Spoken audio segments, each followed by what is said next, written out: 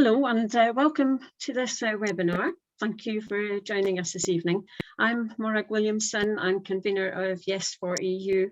We are a grassroots group, non-aligned. We campaign for two aims, that is independence for Scotland and EU membership for Scotland. So this event tonight, we're running in collaboration with Europe for Scotland, and we're delighted to have Anthony Barnett as our speaker tonight from Europe for Scotland on the fascinating topic of will Scottish independence spell the end of Brexit? We're also really pleased that we're joined by an audience that includes folk not just in Scotland, but also in European countries and further afield. So first, let me explain just a little background to this event, some of which I'm sure you know already. In 2014, there was the first Scottish independence referendum where, unfortunately, the no vote won by 55%. In 2016, in the Brexit referendum, Scotland voted 62% to remain, but of course it was the overall 52% UK majority that was used as the basis for Brexit. Northern Ireland also voted to remain, but they were similarly ignored, like Scotland. The lack of democratic representation is also seen in the fact that Scotland last voted for a Conservative government at Westminster in 1955. And since 1959, Scotland has never returned a majority of Conservative MPs. But of course, we've been governed by UK Conservative administrations for almost half the time since then. So in early 2020, Yes for EU was set up, not long after Johnson's 2019 general election win. It was logical, it seemed logical to us to campaign for independence and for EU membership via that route. Our members include numerous new Scots, that is people from other countries, from EU countries, other countries around the world, including England and Wales and Northern Ireland, people who've chosen to make Scotland their home. So we are one of many groups that make up the Yes movement. And of course, we are working towards a second independence referendum, or IndyRef 2, in 2023. So the Scottish political landscape is very different. It's distinct from UK politics, and we feel that this is often misunderstood or misinterpreted or ignored in the UK media. And we hope that events like this will help to remedy this deficit. So thanks if you've submitted questions in advance, and if you've got questions while Anthony is speaking, please put them in the Q&A, not in the chat, but in the Q&A. So I'm just going to introduce Anthony now, because we are delighted to have him speaking for us tonight. He's a veteran author and campaigner who became engaged with human rights and democratic reform when he was the first director of Charter 88 from 1988 to 1995. He worked with John Smith and Gordon Brown in support of a Scottish Parliament going back to the 1990s. He helped found Open Democracy, which I'm sure you're all familiar with, in 2001, and he's written many books, often addressing what he feels is needed to create a genuinely democratic politics that can defeat the new authoritarianism. That's his words, strong words. He helped initiate Europe for Scotland, which he says is the happiest campaign he has ever worked with, which is good to hear. So now I'm going to hand over to Anthony to tell us a bit more. Thank you. Thank you very much. Can you hear me clearly? It's very, very, very nice to be with Yes for the EU and to learn. I think the dialogue between those of us who are not in Scotland and those who are in Scotland is a two-way process, a learning process, and I'm very, very happy to be part of this. And also, Europe for Scotland is a new young organisation like yours. It's come about in response to the, if you like, the post-Brexit universe, and is trying to find a way forward for Europe as well as for Scotland and for England in these new circumstances. And one of the things when I say it's very happy experience as you've described, a veteran campaigner of many campaigns, is there's a sense of a spirit of investigation, of openness, and of camaraderie, which is very, very enjoyable. And I would just say also that Europe for Scotland is run by a German and a young German and Italian couple, and it has more than 14,000 supporters from every European country, whether they're in the European Union or not. And so we are an international European organization. And we hope very much that those who are listening who have not signed and supported it will join us in a call as Europeans for Europe to take preemptive step and to state that it will welcome Scotland as an independent country and will seek to support financially and materially Scotland joining the EU. Now, I think if we think about this process, we have to step back a bit. And this is where I'd be very interested to learn about your own perspectives. But if I could start by quoting a very good, quite young scholar now based in Yale, a French scholar, Hélène Landemore, who's written a book, actually it's called Open Democracy, but her argument is that there is a general crisis of representative democracy as such around the world, that the structures, parliamentary, congressional structures, which we have inherited of representative democracy are now becoming ones which people are very, very dissatisfied with. And this dissatisfaction is partly driven by the internet, by our capacities to communicate, by the rising educational level of the population as a whole, and the sense that we're told it's democracy, that actually we don't feel that our interests are really being expressed or represented by it. Often we feel that these representative institutions have been stolen from us by corporate power, by dark money, by the media, and in more extreme cases by authoritarian governments and structures that have moved in on the modern surveillance state with all of its powers. So you could say that when you look at what is happening here, I think it's really important if you think, well, let me put it this way, the original impetus, which I was part of when the Scottish Constitutional Convention began in 1987 and 1988, and then we worked with it in Charter 88 at the end of the 80s into the 90s. And that impetus and call for a Scottish Parliament was driven by quite an old-fashioned idea of fairness, that Scotland was not represented within the given structures, the given kind of representative politics that there was, and it had to be. But I think that now we want to look at what is going on in terms of a much deeper and wider systemic dissatisfaction, something which was in fact expressed by Brexit. It's important to see Brexit. If I could just to put my cards on the table on Brexit, I think that I see Brexit as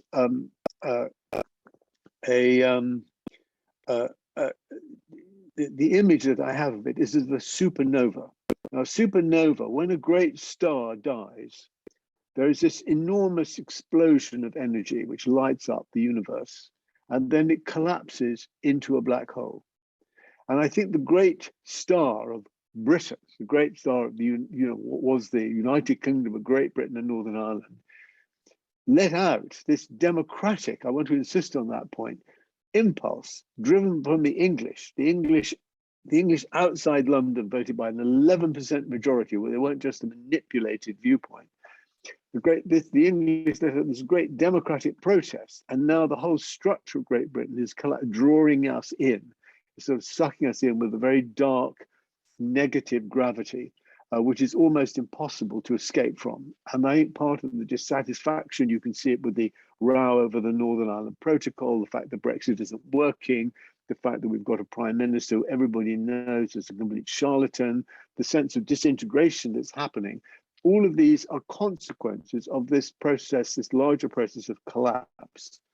But it began with a democratic impulse. It began with a protest by particularly by the English, that they didn't want to be governed like this. And then they blamed, wrongly, they were led to believe that the fault lay not in Westminster, not with ourselves, but with the European Union. So there's now a particular disintegration taking place in the shared country of the United Kingdom that we have. But it's also a consequence of a larger dissatisfaction with the way representative government is working. And therefore, when we look at what the way forward is, we have to think of the demands that we make in terms of we want Scotland to be independent, in terms of having a new referendum. We want to think about those things quite carefully. We want to be careful what we wish for, because do we really want to return Scotland, say, to the old routines of a Westminster-style centralised government? Is that going to fulfil people's demand for independence? And I think there we want to look at that and say, well, this call, the desire for independence, is a desire not to be governed in the way that the Westminster state governs us. And that's entirely right and entirely good.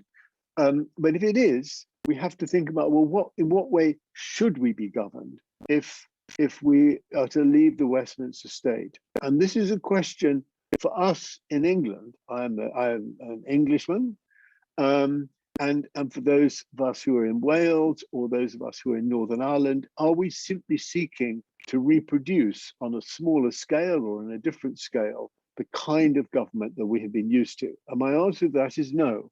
The dissatisfaction with the way in which representative government works, the power of the media, the power of the large companies and the corporate media, is such that people are right to feel that the political processes have been stolen from them.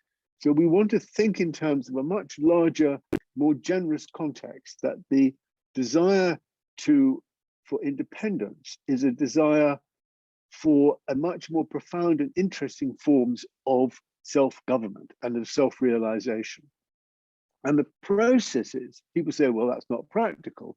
The processes which can achieve this are forms of direct participation, are forms of often what's called a sortition or lottocracy, where people are at least partly involved in directly participating, selected by lot, like a jury system, in the way legislation is drawn up, in combination with political parties. And there are lots of experiments taking place around the world. Chile is the most recent example. They've been happening in Ireland, and many experiments, such experiments in France. Or to give you a very clear example, where in Ireland, the political parties were unable to deal with two of the great issues of the day, the right to abortion and the right to gay marriage.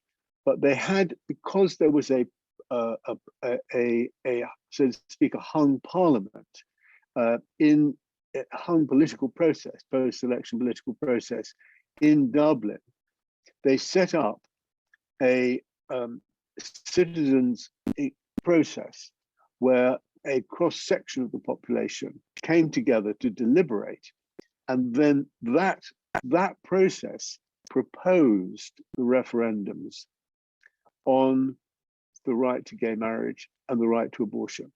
And the success of that process was in large part due to the way it wasn't manipulated for party political interests or party political gain in the way that we're used to in terms of politics, or indeed in the way that Brexit itself was driven.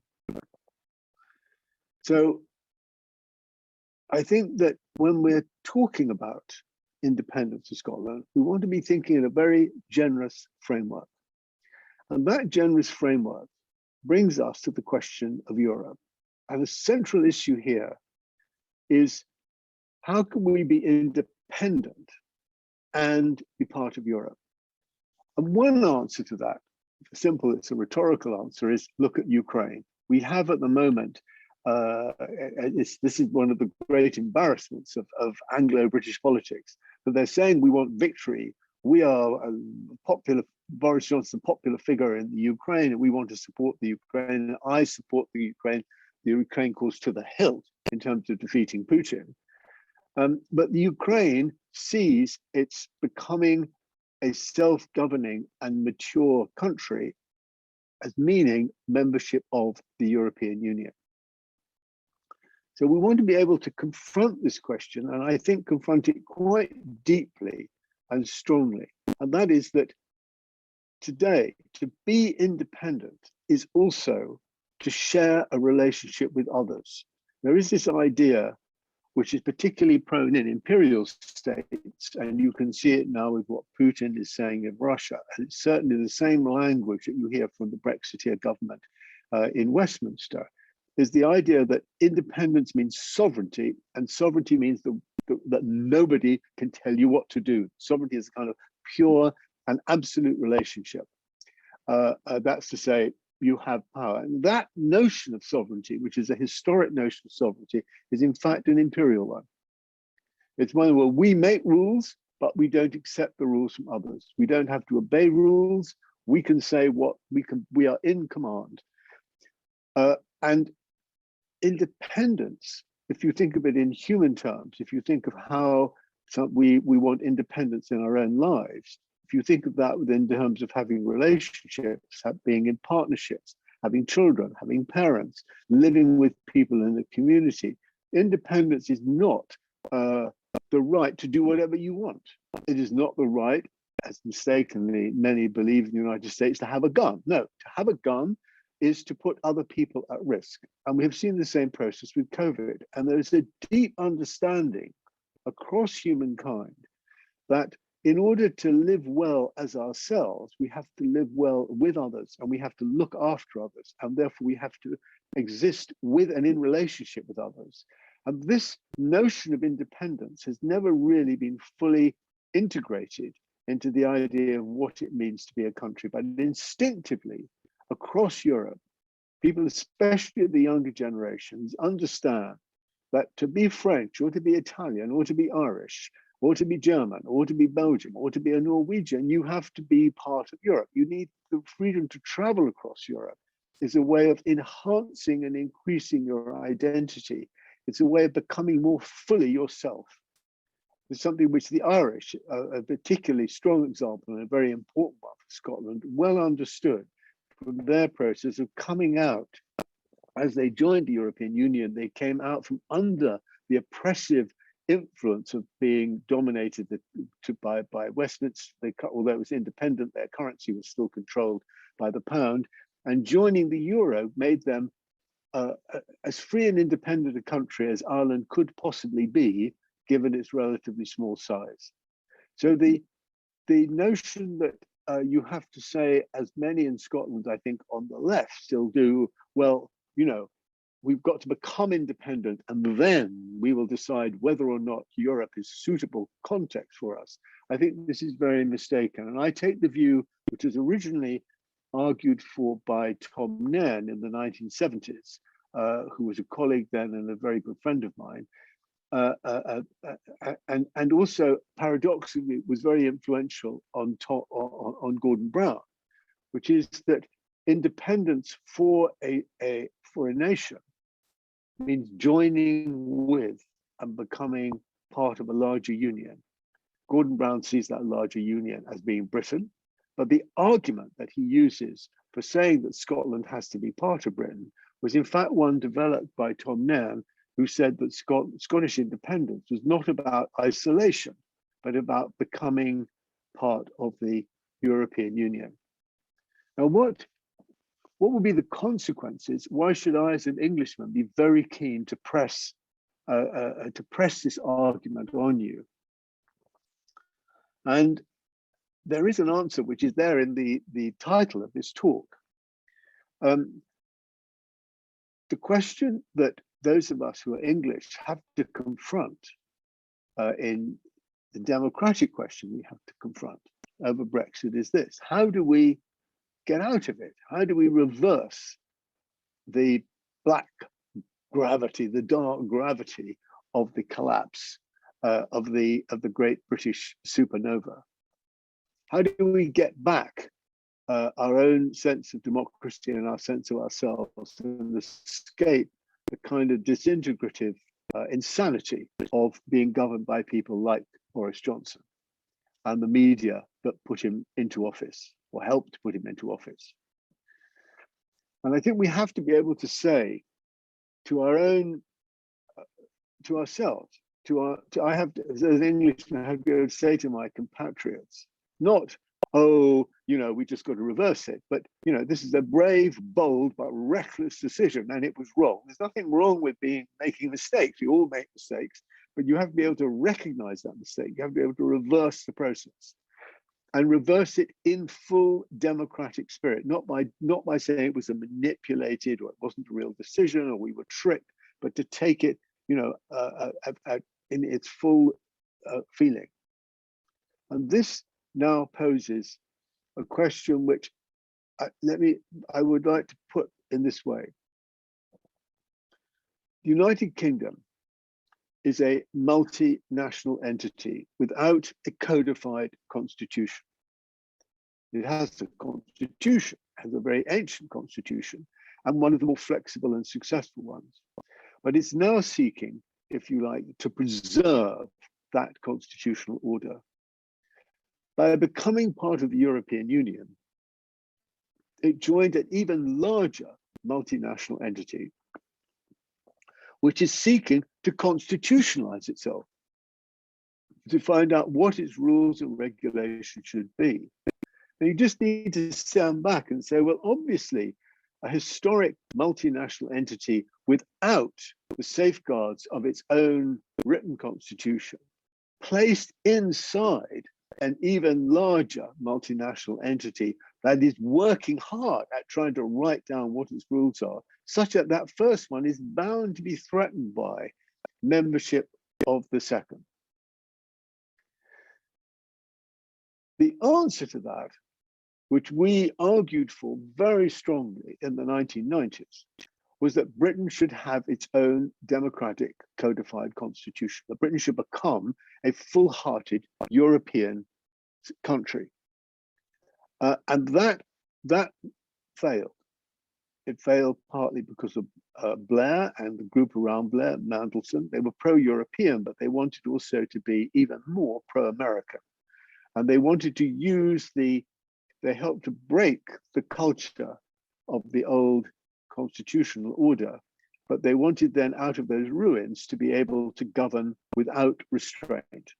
And the consequence of that, the most grievous consequence of that, was the Iraq War. So we have now inherited a broken constitutional order. And you can't turn round, in my view, to Great Britain, to the multinational entity, and say, we must now codify our constitutional order, because the mere process of doing so will open up Northern Ireland, Scotland, by creating parliaments in Scotland and in Wales, and with the Good Friday Agreement, entrenching the European human rights into effectively the constitutional order of Northern Ireland. The possibility of constitutionalizing Great Britain into a European country has been lost. Only if Scotland becomes independent, and indeed they can feel this, Northern Ireland joins with Ireland at some point, which I hope will take longer. At that point, England becomes itself. And I'm afraid we're in a situation, I could discuss why, but it'd take a little while, so I won't, I've just described the fact that most of my colleagues were we would describe themselves broadly as liberal or Labour, progressive colleagues, don't feel English. They don't want to be left with England. And there's a long historic reason for this, but there's also a sense of, well, here we are, we're a country with no parliament, no political expression. And there's if you say to them, as I do, well, we should liberate ourselves from the Westminster state, there's a kind of yes, it's all very well, and we would like to agree with you, but we don't know how to do that. We don't know how there's no desire for English independence, as I might call it.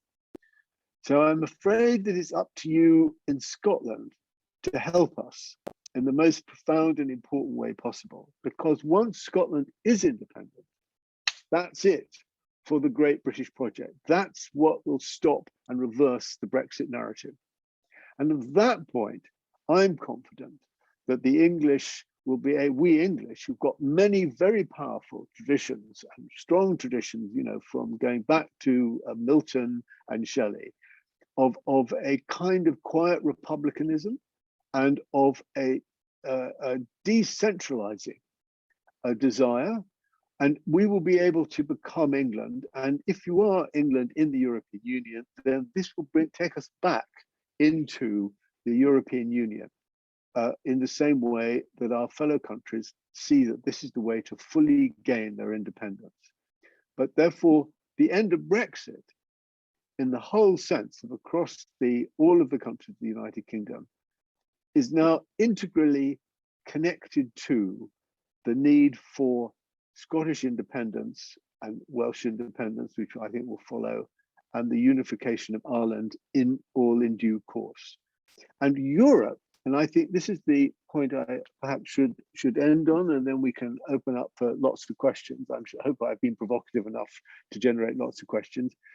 But what we need to say to the European Union is, look, if the European Union wants to believe in itself, if the European Union wants to show that its values are expansive and not that European Union has not been defeated by, or is not been intimidated by Brexit, not become defensive. If we want Europe to expand, we want the European Union to look at what has happened in the United Kingdom and not stop saying, as it is at the moment, whether or not Scotland is independent is an internal matter for Britain.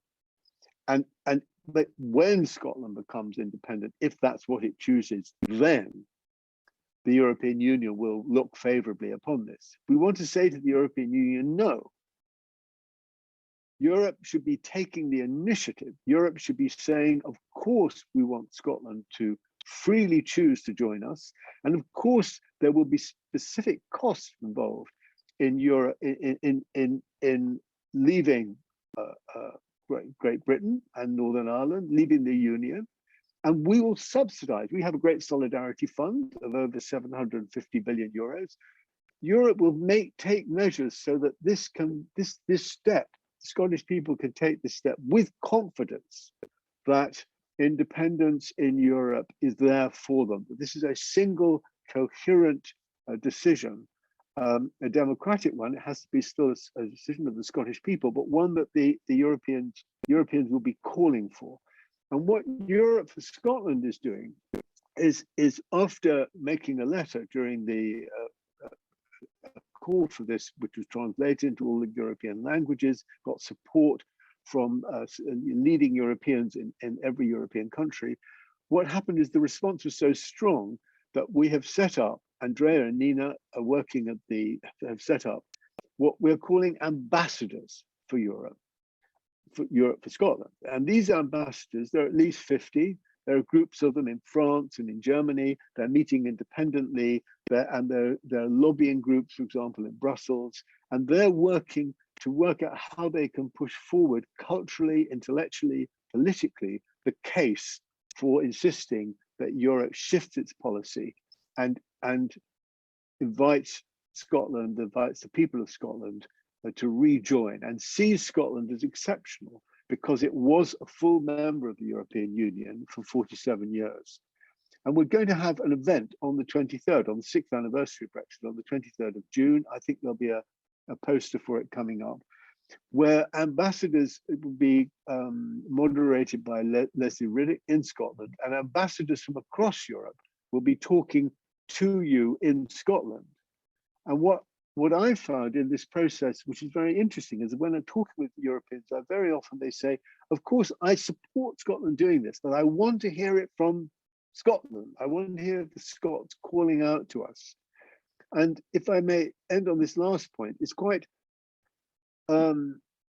worrying for me that the Scottish government under Nicola Sturgeon hasn't really campaigned openly in and across Europe for Europe to take this measure. that there's a sense of the independence movement being owned and controlled by the Scottish government. And I think just as we're saying to the Commission and to the European process, you've got to open this out, I think it's important that we feel we're talking with those who support independence in Scotland and not to the Scottish government. And we'd ask you to take this and not to look for the lead from your own government, but to put the lead into your own hands.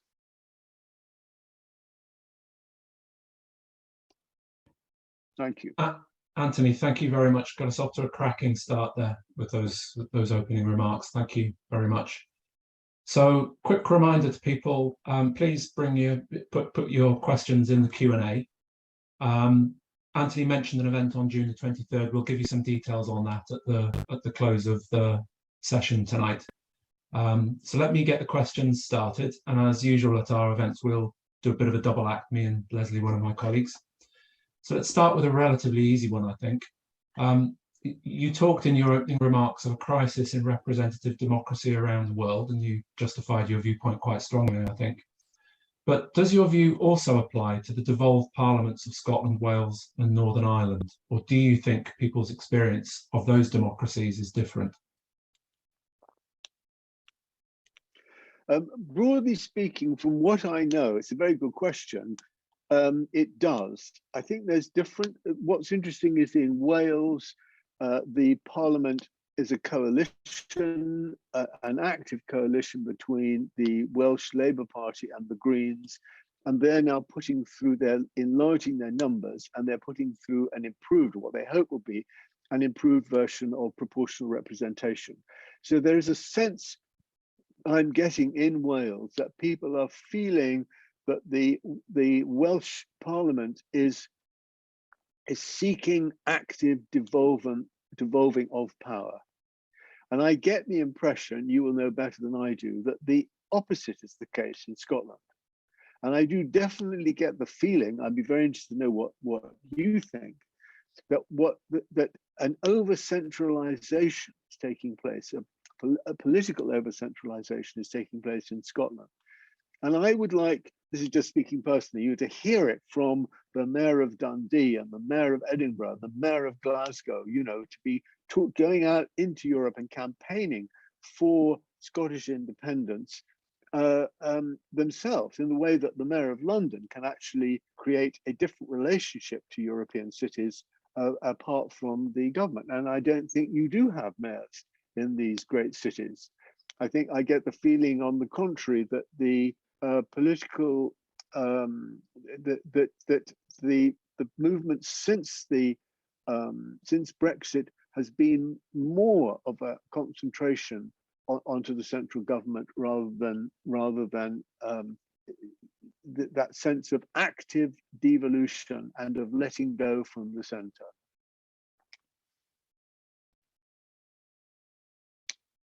I don't know whether you agree with that, or whether what you would feel about that. Well, I think people have tuned in for your opinions, Anthony, rather than mine. Yeah, I was just going to give my opinion as an SNP member. I do agree with what you say, but I think that in Scotland, the movement and the SNP have to tread such a fine line because of the media bias, and I think that's the reason why things are kept so close, like so centralized, not in terms of things that happen with the community, but things to do with independence. And I think that is a problem, because the movement it should come from the grassroots up, but I think that a lot of it is because of media bias. As soon as Nicola Sturgeon flies to anywhere in Europe, it's all over the newspapers that she's wasting taxpayers' money.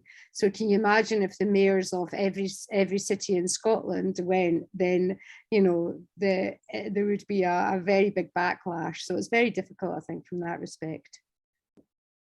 I maybe chuck a couple of comments in. It's very interesting. Can I just respond to that, or is that, because I think it's a very, very good point. You see, I think one of the things that people feel is that the government gets intimidated by the media, and then the people feel, well, we're being controlled by this alliance of government and media. And I think we've got to take risks. I mean, if the media turns on a mayor of Edinburgh for flying to Paris or having a Zoom meeting, or going to Kyiv, well, okay, but actually you'll find that voters will say, well, that's great. This is what we want. We want to have this. So you find, and when the media learn that actually it's popular, they're going to have to change their tune. So I think there has to be an element of risk. Independence is a risk. Independence is becoming more than we are. We can't know exactly what, that's part of the attraction of it. And so although this argument of, well, it's a very fine line, the end result is that when people go into the ballot box to vote for independence, they have to take a risk. And if the whole culture leading up to this point is it's a very fine line, we've got to control it, people will be pushed into passivity and into just sort of not voting or being frightened of voting. So we have to be very, very courageous, and we can't allow the media to intimidate us. Yeah, that is true. So I'll move on to one of the questions in the chat. I think it's something that, again, along the same lines as we're touching upon, that it's from Jane McKinnon, and she asks, given Ursula von der Leyen's statement that the EU will likely grant candidate status to Ukraine, do you think that there can be an informal widening of the boundaries of the EU community? And might Scotland benefit from this? And could this possibly mysteriously be one of the elusive benefits of Brexit? Yes, I think this is exactly right. I think it's a great point, that we should be saying, this is wonderful. Let's stop worrying. The argument that is put forward, I think in bad faith, because I think that Germany and France are very worried about the Ukraine because of its great scale and size becoming part of the European Union. So I think there's a bit of bad faith going on there. I'm not an idealist about the European Union. I think that we want to get in there and have a good argument. We've got to fight our corner. But there is one of the arguments that have been put forward about not welcoming the Ukraine is, well, we've got to be worried about what about Montenegro, and what about Kosovo, and haven't they come first? And Ukraine's got, and I think anything which says no, there's a process of joining the European Union in the Balkans, which is a specific process, but Scotland clearly has and deserves a different process. It's been in the European Union, for goodness sake, 47 years, right? You can't start saying, well, it's got to come up to standard. It's been leading. It's a much older European country than, Germany or Italy. So so the idea of saying, it actually needs to be looked at specifically, and we can't have this rigid rules is very welcome. And if the Ukraine helps to loosen a bureaucratic mentality about membership, then that is very welcome indeed. And I don't think we should compare the situation of Scotland with the Ukraine. Scotland is far more privileged, and the Ukraine does have problems of corruption, oligarchy, and now this dreadful war. And we want to support it to the hilt to defeat Putin. But I think the sense of it saying Europe is going to expand, Europe is going to become much bigger as a result of Ukraine, and Scottish membership should be part of this welcoming process and expansion. I'd be very, very supportive of that argument. Thanks for that. So a question from somebody else called David. I promise you it's not me. It's one of the attendees. The problem for the EU is that it has a number of regional governments which have ambitions for independence. Will Spain and Belgium and France be concerned about Catalonia, Wallonia and Corsica? Yes, I think, again, it's very interesting the way in which supporters of independence within Scotland, I found this particularly, tend to lead with all the reasons why it won't work. And I think this is a general issue, which I found this, I've just come back from America, where I made a short film about American progressives. Everybody is expecting defeat. Everybody feels that the arguments against us will somehow be successful. So of course, there are very big issues for France and for Belgium, and especially for Spain with Catalonia. And that's why this point, where I agree with your government on this, a legal process of Scotland becoming independent is essential. But Scotland has its own government, and that government wants to become independent and part of the European Union. And that makes it already quite distinctive from what's going on with Corsica and what's happening in Catalonia. And you know, that's what we should say. We should say each case is specific. And we want to broaden the argument and let the democratic process win. And I think that there is, if they're worried about it, there is an element of this larger concern, if I could put it this way, which links to the point I was making about the structures of a representative government that we have inherited, which is that there's a very powerful feeling in sort of central Spain, you know, that they don't want Catalonia to leave. There's just as there's a desire in England not to lose Scotland. And I think that over time that has got to go. This is still a harking back to the era of sovereignty and strong power. And insofar as the European process is one of empowering us locally and empowering us as citizens, then that is something, and is dissolving traditional structures of sovereignty. That is something that we should welcome. Thank you. I'm going to ask a question from Sheila now. It says, I believe many people fear how difficult the transition will be in separating Scotland from Westminster, likely from the seniors in Scotland and picking up on threads of what has been more than 300 years, the responsibility of Westminster. Will we get any help from the EU in transitioning, assuming we will have made the application to join the EU? And it's back to this question of the EU being proactive, I suppose, to help Scotland rather than sit on the sidelines. And if we did get in, would there be help with the transition? Or when we get in? Well, I suppose my answer to this point is this, that I think to my great disappointment, the Anglo-British, what I call the Anglo-British, will do everything they can to intimidate Scotland in terms of the costs, in terms of how difficult it will be, in terms of the loss of revenue, in terms of the currency. They will do everything they will say, and you can already hear it. I'll give you various quotations, including people that I quite admire, who will say, of course you have the right to independence, but you wait, we'll show you. If you think Brexit was difficult, you know, etc., etc. And anybody who is going in to vote on independence, this is why I have a feeling myself that given the insecurities of the economy and what's going on, there's likely to be a great recession. Looking for an independence referendum in next year is premature. I'm confident that Scottish independence is coming.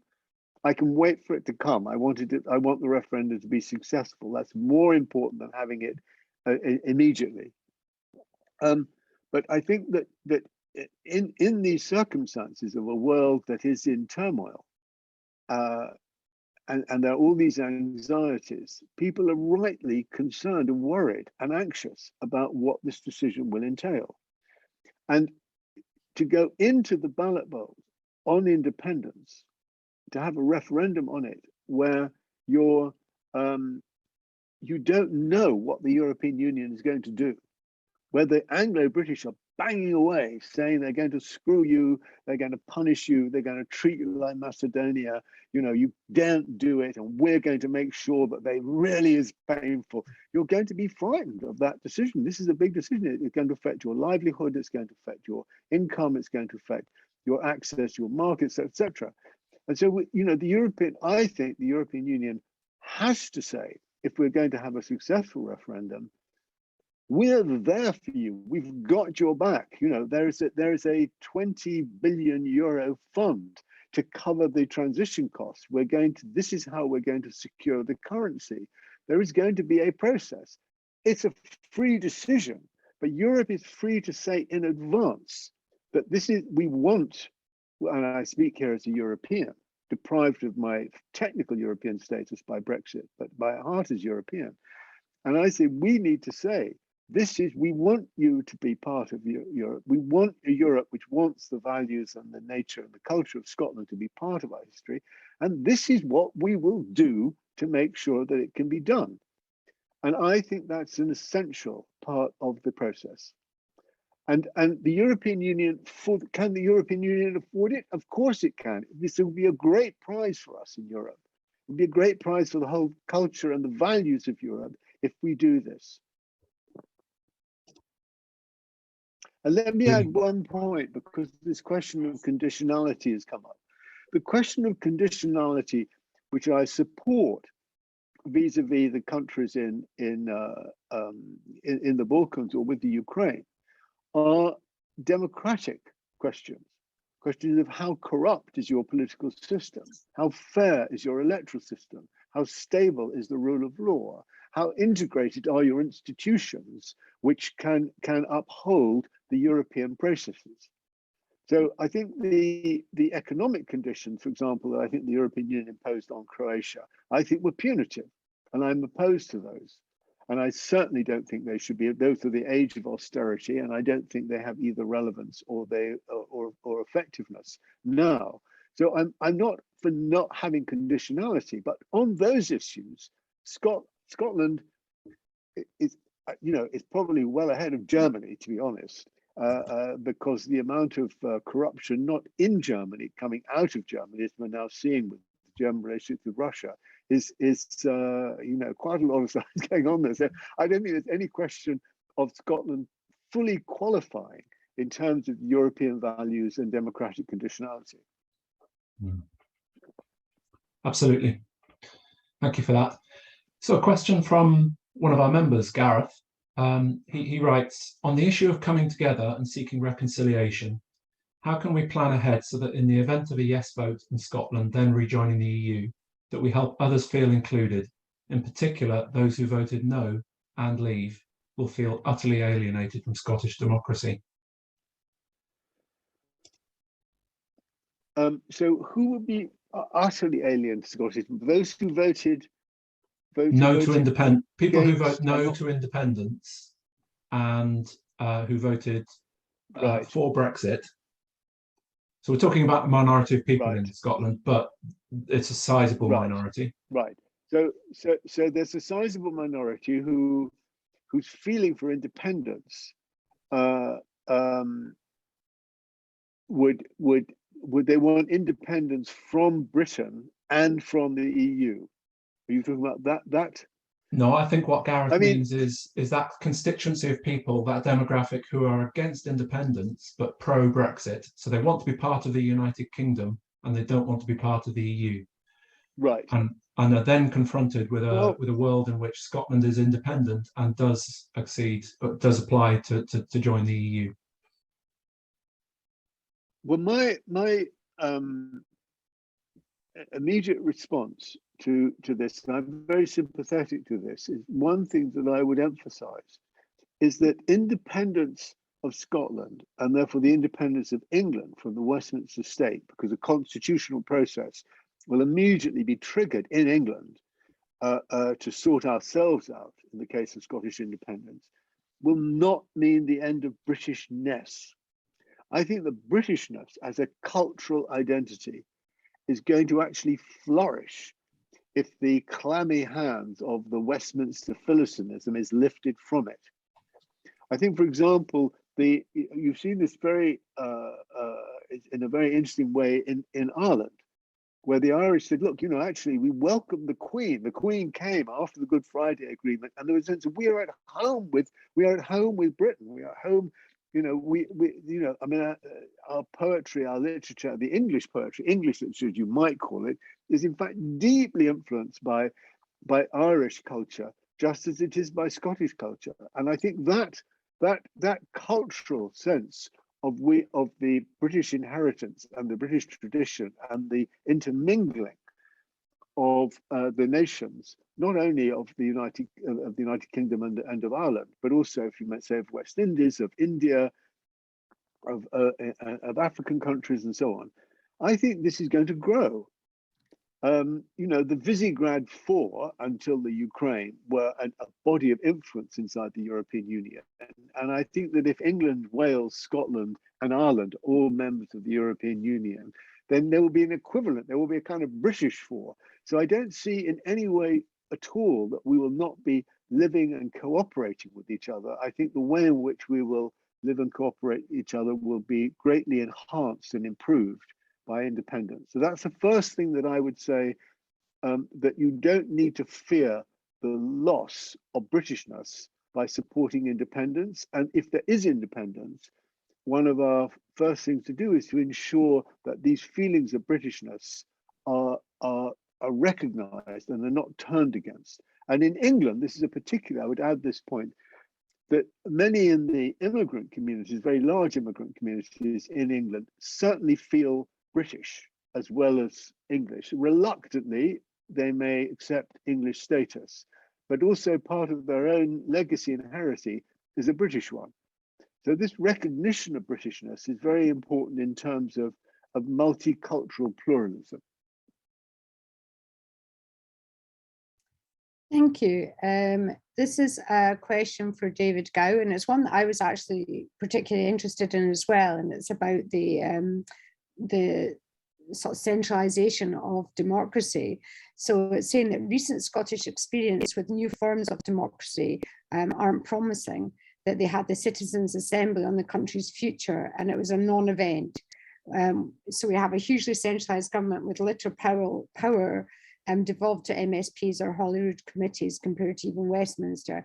Any proposals for breaking this conservative small c inertia now, as well as post-India? I think you were saying, you know, a new country, you want to have more local democracy, and you gave the example of the referendums in Ireland.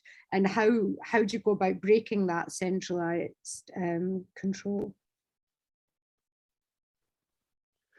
Well, I think this is one of the questions of our time, and it's going to preoccupy us for the next 2 or 3 decades.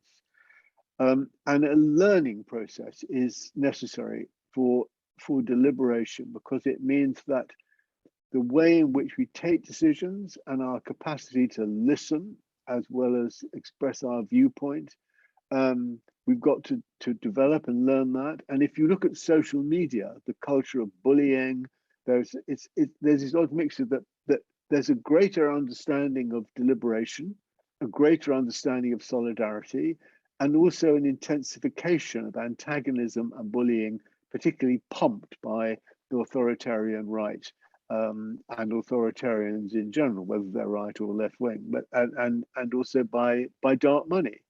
And we've seen and can track how the way the Russian money in particular, but also the Koch money behind Trump, instigated division, instigated sectarianism, and instigated that sense of destructive argument. So the first thing is to understand that this is one of the great cultural disputes of our time, and that very black forces are going to seek to do everything they can to sabotage it and prevent our learning how to become democrats. Secondly, when we start to build these processes, we have to recognize that they're expensive. They demand time and they demand expertise. You can't have a citizens' assembly that will work if you don't have good moderation. And moderation is a skill, and you need skilled moderators. And you also need to be able, just as you pay people to go on a jury, if you want people to be serious about the assembly processes, then they need to be paid something so they can give their time. There needs to be very strong support for the process, seeing the process itself as extremely valuable learning experience, whatever the outcome. And the second thing to understand about making a success of these processes is absolutely crucial, which is they've got to have power. You can't have a citizens' assembly that you just consult with.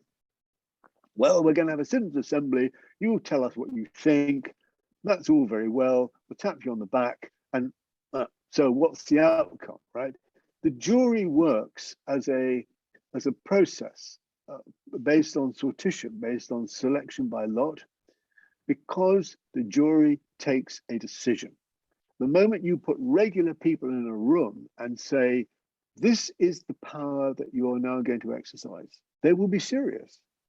If you put people in a room and say, we've come here to consult you, and you say, well, what would be the outcome of this consultation? And you say, well, we're going to say, jolly good. You know, we say, well, you know, I'd rather watch television or you know, go start gardening. Or I mean, you know, the demand to think, the demand to listen works if people make a call. So this process of deliberation has got to be empowered with outcomes. It doesn't have to empower, they don't have to do everything, but you have to be able to say to people, this is why it worked in Ireland. When you meet in the citizens' assemblies that came up with that, you're going to decide one issue which you're going to make a priority, and then the governments are committed to having a referendum on that issue. So that you know, you sit up at that, just as you do when you sit into a jury. You realize your decision could lead to somebody going to jail or not, or justice being done or failing. And without that, this process doesn't work. Deliberation must empower people, or it's worthless. That's great. I think great answer. Can I just come back and just to make a point on that, because in my local area, as in a lot of local areas, we have community councils. So I think community councils are this sort of lowest level of democracy, if you like. And I know that you know, we're speaking that our local council is going to take more account of what community councils want, and I think that that's potentially a very good place to start, you know, so that there is local democracy. Well, if I could throw in a comment, it takes us back to where we started. When you say take account, right? It's like, okay, I mean, I'll give you an example here, because the system, the whole British system is absolutely broken in my view. There was a big development was put in the local shopping area, absolutely hideous. We managed a massive organization of the community, enormous effort, and we defeated it. Great. Then the developers said they would challenge the decision by going to the government, which could overrule the council and cost millions of pounds. So the council then decided, it's rather a council which was a conservative property developing council. I've got issues with it. They then decided to work with the developers on a new scheme, which is, in my own opinion, hideous. Anyway, this scheme then goes through and gets permission with strict processes about the number of flats that can be built in a very large speculative apartment building that is going up. And there are acute traffic problems. So these are the numbers, and this is what they had to do with bicycles, etc., etc. So that all goes through, they start to build it, and then the developers say, oh, this isn't economically viable. We've got to add a couple more stories and lower everybody's ceiling height, and etc., etc. And the council votes unanimously against the developer, expressing, sorry, you know, we all agreed this is what you should do. We all agreed this was the numbers. We all agreed about this. That's it. The developers spend whatever it is, £200,000 or £300,000. They produce a vast document saying why this isn't viable, and they go to the government. And the council is left there, can't equal us. And I just said, look, you know, it's completely wrong. And the council overrules us. It just says the developers can go ahead. So I mean, you know, you're left speechless about this, because it's just sheer greed, which feeds into the government, and the government then just, and you sit there and you think, what's the point of being a local councillor? And it wasn't as if it was a contested decision where you needed somebody to arbitrate. They just voted unanimous. They said, this is absolutely wrong. And it was absolutely wrong. And then the government just says, well, you know, we're not taking any notice. And you can imagine why people think, well, what's the point of being a local councillor if that happens? Yeah. So I think it's really important, this thing of saying to people, this is going to be your power. And then actually, if they get it wrong, they get it wrong, but then they'll get it right, then we can learn. The taking into account, you want to say to people, this is how your vote will matter. This. So they've got to have I feel quite angry about it. You can feel my anger. You know, I feel the anger there. But even at the local level, it has to be real, it has to be tangible. And that's where a lot of this resentment, what Brexit was driven by, you know, we don't know what's going on, and the government says one thing and then they do something else. Oh, we've got to have change. So I've heard these arguments with people on Brexit, and they just said, well, in the end, we had to do something. You know? Yeah. We're being asked, do you want to carry on as it is? And the answer is no, anything is better than what's happening. So, and this frustration will then burst out. And if we don't respond to it in a constructive fashion, then various forms of fascism will pick up the aggression and will pick up the frustration and will run with it. Okay, Anthony, it's been fascinating, but we're past the top of the hour now. So let's ask you a last question. Do you think that Sir Keir Starmer's mind can be changed on IndyRef 2? Is his current policy stance not anti-democratic?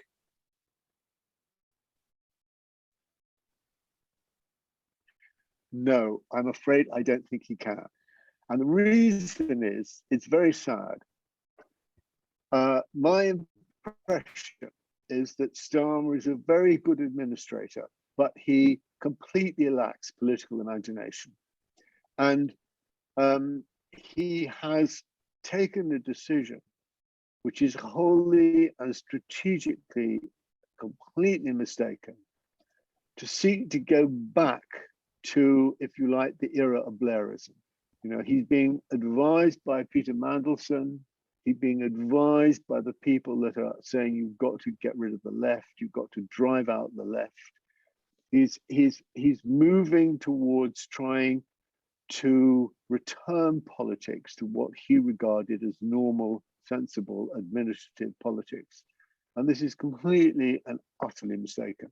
And the proof of this, and the moment when I thought to myself, my heart sunk and I thought all hope of a Starmer leadership is lost, was when he announced, I think it was at the beginning of this year, that there would be a new contract with Britain, which was all about stability and security. It didn't mention democracy, and that this new contract will make Brexit work. Now, Brexit is a car crash, and you can't make Brexit work. You can't make a car crash work. And also, Brexit is a deeply, deeply conservative Tory project. And, you know, that's what it is. I mean, it's not a project that can be rescued by the Labour Party or by the left or by the centre left or by the centre. It can't be rescued. And therefore, I think looking to him it's far too great a decision. What lies behind this decision, I think, where the really important question, which is implicit in it, is, can any Labour leader support independence of Scotland? Can any Labour leader stand up and say, I want to work with the SNP, I want an alliance when it comes to it, and of course we will support a referendum, and of course if Scotland wants to be independent, we'll welcome that, because I want, you know, I'm an English MP and I want England to be free of the whole Westminster thing. And that is possible. That would be very nice if that could happen. And of course, it's a properly socialist or radical or leftist, but I mean, it's a properly humanist perspective. But what it means is the Labour Party abandoning what's called Labourism, abandoning the idea that its job is to take state power based on this unproportional system and then exercise that power in the way that Wilson did, or Blair did, or Attlee did. And that's over. That period is over, and it's over in large part thanks to Scotland. Thank you very much for that. I'm very glad it's over. And we need a Labour leader that will support proportional representation and put an end to Labourism. And that Labour leader could take a positive view of Scottish independence. Thank you very much for this response to, I think was our last question of the evening. We've had loads of great contributions, but sorry if we can answer all the questions tonight. I think we're going to, if you can stay with us for a couple more minutes, we're going to share a screen plugin for the event that Anthony mentioned, which is going to happen on the 23rd of June, a fateful date for all of us, at 8 p.m. And the event is— Please join us. Please join us. Please join us. And I think the interesting thing will be, there will be team members from Europe for Scotland, but also representatives of the ambassador groups from various EU countries.